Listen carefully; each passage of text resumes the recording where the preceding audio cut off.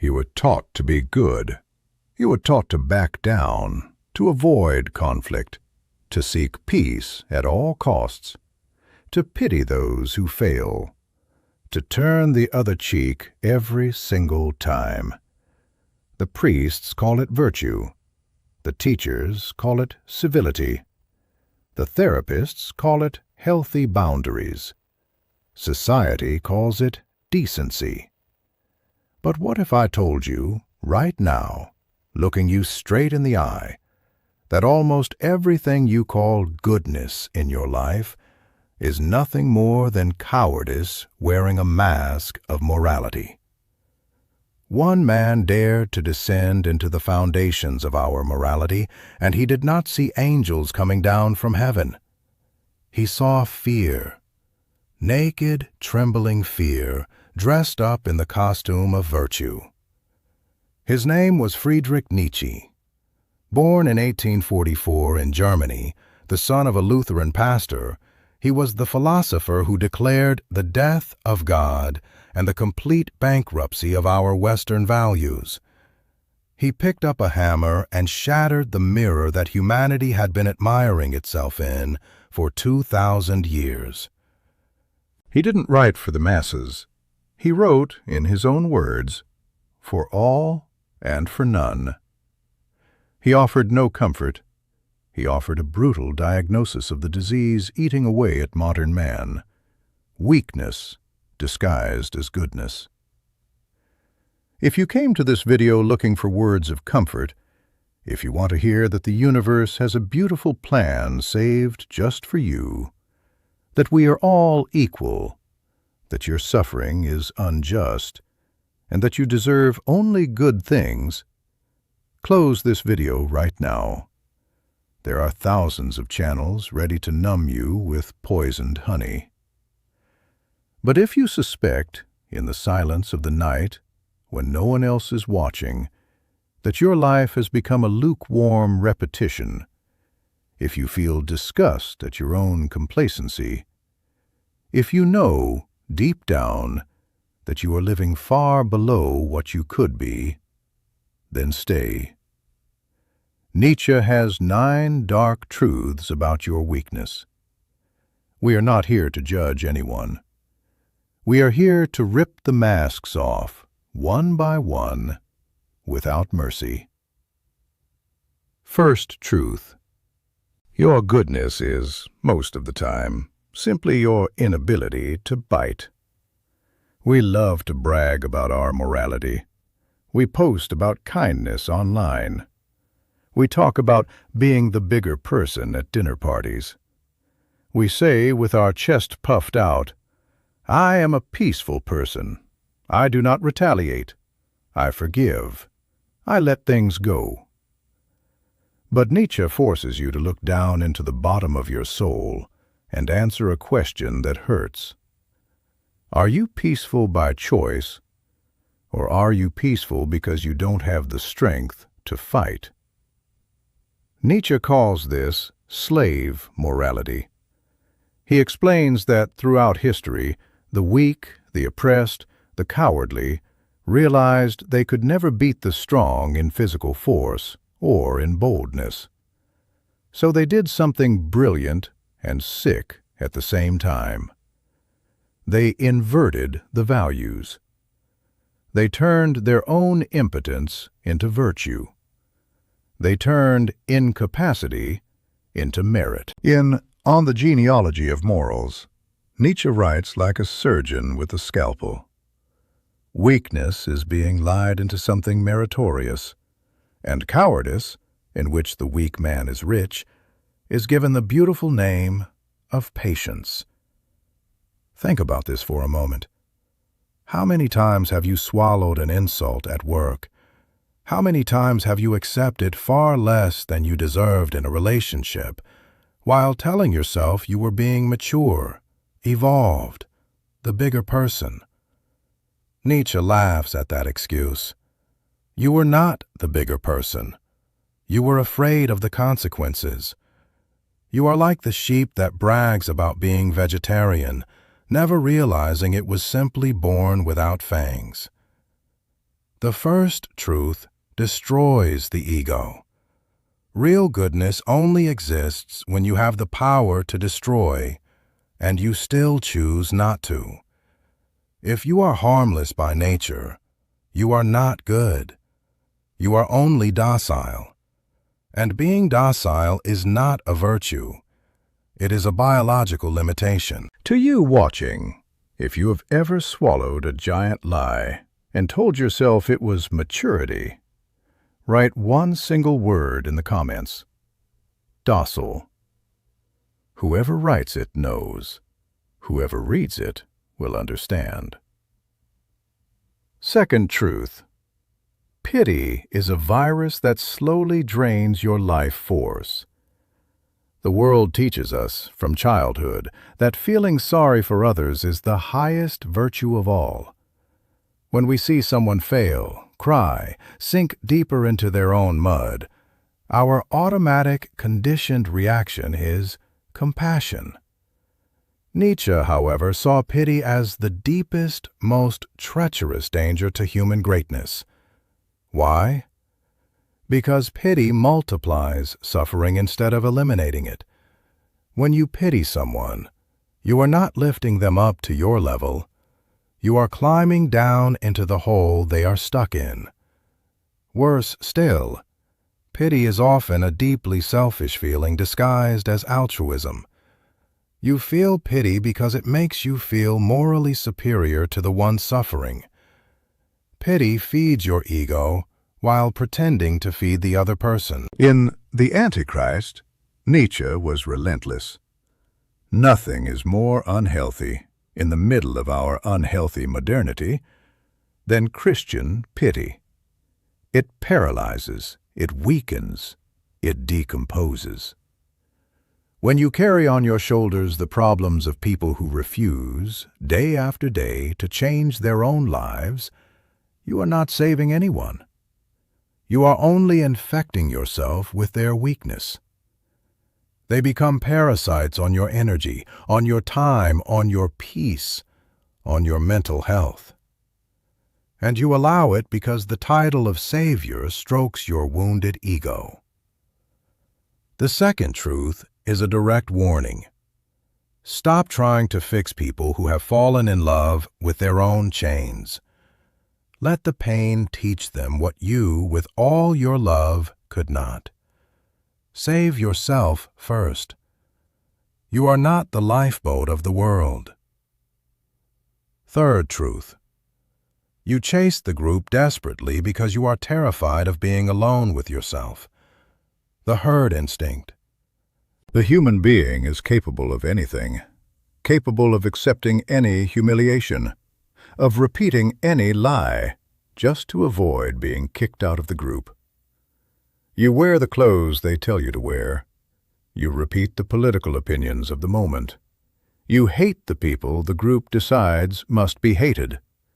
You love the causes the group decides must be loved. You call this belonging. You call it community. You call it being part of something bigger than yourself. Nietzsche calls it cowardly escape. We hide inside the crowd because the crowd frees us from the terrible responsibility of thinking for ourselves, of deciding what to do with the only life we have. Inside the crowd, you don't need purpose. You only need to follow the flow, repeat the slogans, clap at the right moments. In solitude, however, all the noise disappears, and you are forced to hear one single voice, your own. And the voice of most men, when they are truly alone, does not speak. It screams. It screams of boredom. It screams of emptiness. It screams of a life never lived. Nietzsche said that madness is rare in individuals, but in groups, parties, nations, and eras, madness is the rule. The third truth reveals your most intimate fear. You don't really love your friends. your party, your club, your church. You use them as a shield against yourself. The strong man, what Nietzsche calls the free spirit, endures the glacial solitude of the highest mountain peaks. The weak man runs desperately back down to the valley to warm himself in the suffocating heat of the herd, even when the price of that safety is his own soul. Fourth truth. The obsessive desire for equality is not love. It is just the envy of the failures. We live in an age that worships equality as the supreme value above everything else. The idea sounds noble, generous, fair.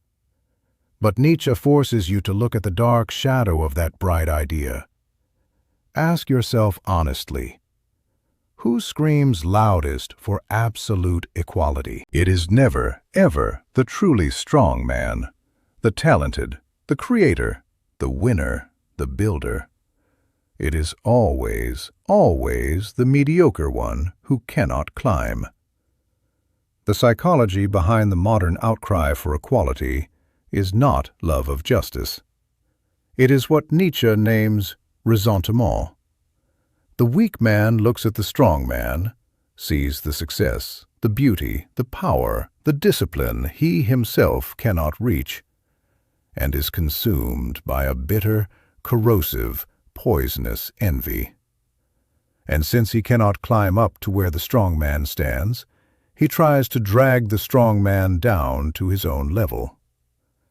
Equality, in the modern resentful sense, is the sick desire to clip the eagle's wings so it will not offend the turkeys crawling on the ground. The fourth truth does not ask you to be cruel. It asks for the rare courage to acknowledge the natural hierarchy of life. Some people are better, more disciplined, stronger, braver. And that is okay. Stop apologizing for your greatness just to avoid hurting the feelings of those who refuse to grow. Fifth truth. Suffering is not a mistake of the universe. It is the furnace you spend your entire life trying to dodge. We have built an entire society designed, from the cradle to the coffin, to eliminate pain. Pills to sleep, pills to wake up, pills to focus, pills to relax. Screens to distract, food to numb, therapies to soften every edge, social media to escape. When you suffer today, you immediately assume something went wrong in your life, that the universe betrayed you, that you deserved better, that someone owes you an apology. Nietzsche didn't merely accept suffering, he demanded it as a precondition for greatness. He wrote a line that shocks the weak. To the human beings I care about, I wish suffering, desolation, sickness, mistreatment, indignities. Does that sound like the cold words of a sadist? No.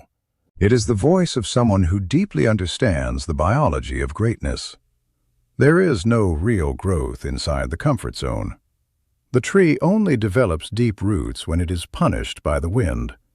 Muscles only grow when they are torn. Character only forms under extreme pressure. When you flee from every kind of pain, romantic, professional, existential, you are robbing yourself of the only real chance you have to become strong. The fifth truth demands that you stop right now playing the victim. Stop crying about the cross you carry and start realizing that it is precisely the weight of it that is building your muscles. Amor fati in Latin, the love of fate. Love your pain, because it is the chisel sculpting you into your final form.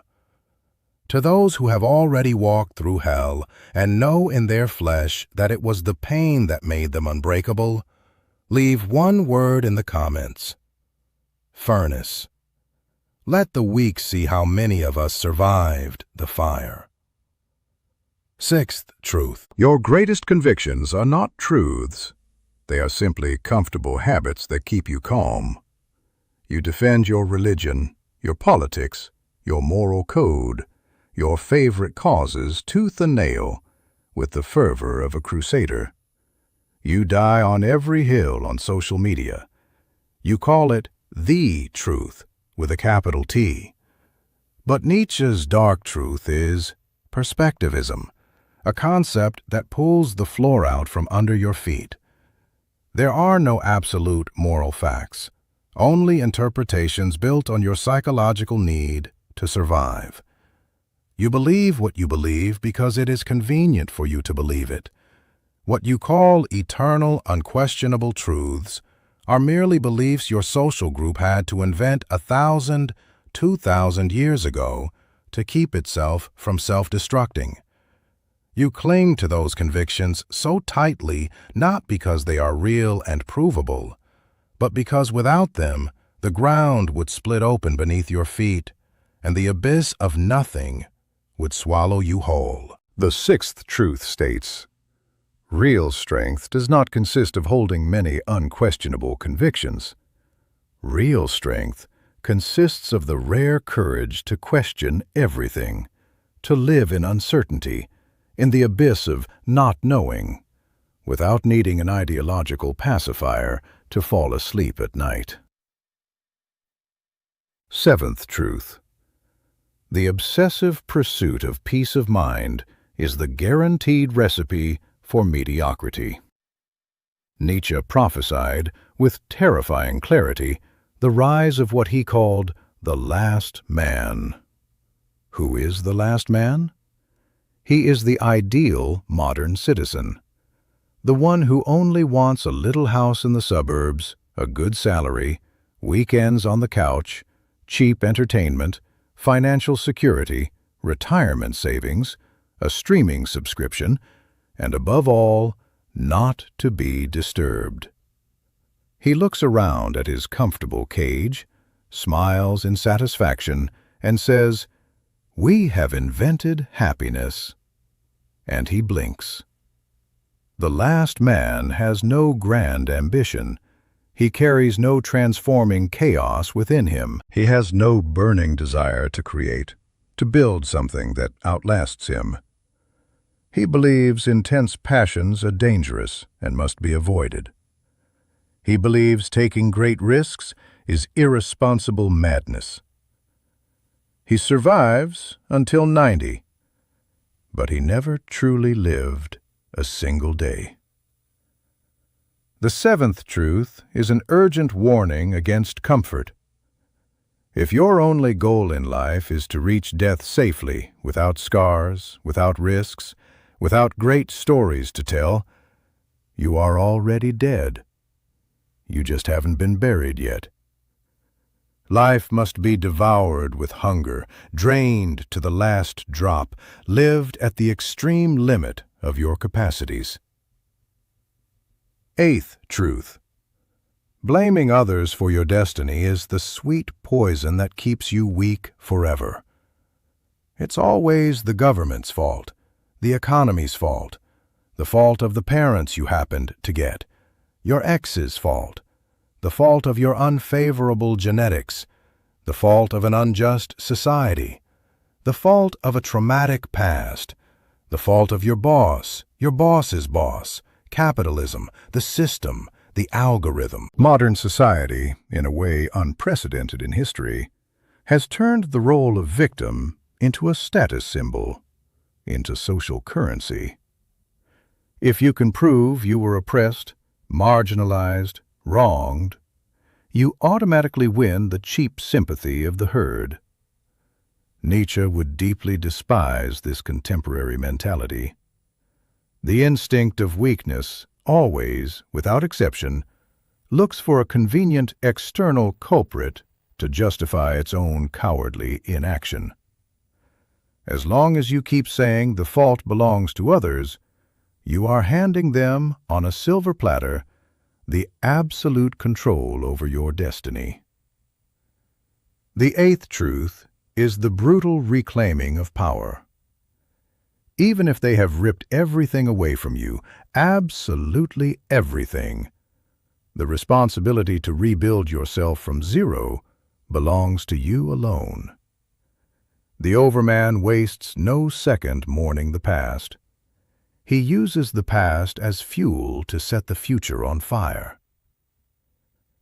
Ninth and final truth. To finally become who you really are, you must first destroy, without mercy, the person they taught you to be. Human life, for Nietzsche, was never a state of peace and balance. It is a narrow bridge stretched over a deep abyss. A tightrope, dangerous, between the animal and the overman.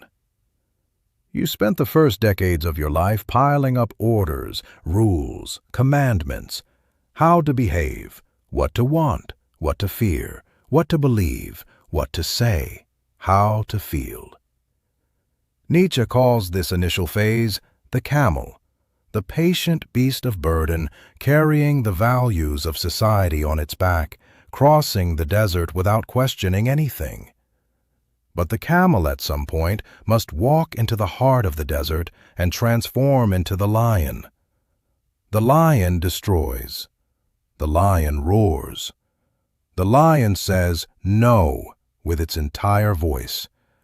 The lion devours the inherited illusions. Only after roaring your thunderous no to the entire world, only after killing the gods of your childhood, can you finally transform into the child, the final stage, the pure creator of new values, the free being who plays with life, who builds its own rules, who dances over the abyss. The ninth truth declares, every true creation demands prior destruction. You will never, under any circumstances, reach your greatness by trying to reform, improve, or repair the weak version of yourself. You must let that old version die. You must bury it with your own hands. We have reached the end of our journey through the abyss. 9 dark and liberating truths from Nietzsche about human weakness. Let us quickly recap. First, your goodness is often only cowardice under a different name. Second, pity is a contagious virus. Keep away from those who have fallen in love with their own whole. Third, you take refuge in the herd because you are terrified of your own company. Fourth, the modern cry for equality hides the bitter envy the weak man feels for the strong. Fifth, suffering is the sacred furnace that sculpts great men. Do not flee from it. Sixth, your convictions are only moral crutches to keep you from falling into the abyss. Seventh, excessive comfort and the chase for eternal peace produce only mediocrity. Eighth, blaming others is the favorite sedative of the chronic failure. Ninth, you must destroy everything they taught you to finally create what you are destined to become. Nietzsche did not, at any moment, want to depress you. He wanted to wake you up from a deep sleep. He saw with painful clarity that humanity was getting sick of its own complacency, and he offered the bitter but effective cure: the will to power. The fierce, total acceptance of life with all its blood, all its chaos, all its pain, and all its inseparable glory. If any of these truths bothered you deeply, good. Excellent. Discomfort is always the first sign that the healing is beginning. Write in the comments, which of these 9 truths was the hardest to swallow today? Not the most intellectually interesting one, but the one that punched your ego right in the chest without warning. I will be reading every single one. If this video broke the mirror you were admiring yourself in, drop your like right now. That tells the algorithm there are still minds ready for raw, unsweetened truth. Subscribe to this channel. It was not built for the majority. It was built only for those who refuse to keep sleeping. Next week, we will return together to the abyss to dissect the hidden mechanisms of your mind. Until then, remember one single thing. There is no fate so heavy that it cannot be overcome by contempt. Become who you are, without fear, without guilt, without excuses. Because time is slipping away, and the cemeteries are full of people who waited for the perfect moment to start truly living. Don't be one more name on that silent list. Stand up now.